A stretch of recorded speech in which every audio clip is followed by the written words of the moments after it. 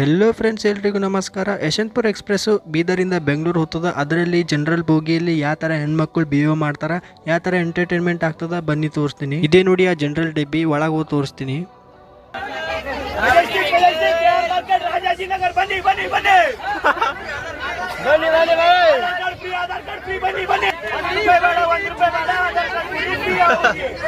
लेकिन एक सेकंड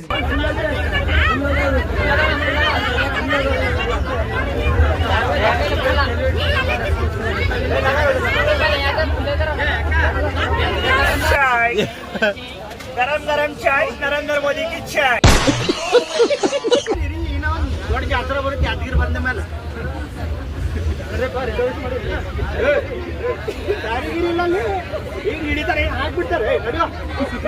ಅಲ್ಲಿಂದ ಈ ಅಣ್ಣ ನೋಡಿ ಜಾಗ ಸಿಗಲ್ದಕ್ಕೆ ಶಾಲ್ ಕಟ್ಕೊಂಡು ಕುಂತಾನ, ಮಾಸ್ಕ್ ಹಾಕೊಂಡು. ಅಲ್ಲಿಂದ ಸ್ಟೇಷನ್ ಬಂತ್ರಿ, ಇಳ್ಕೊಂಡ. ನಾಳೆ ಸಿಗೋಣ, ಬಾಯ್.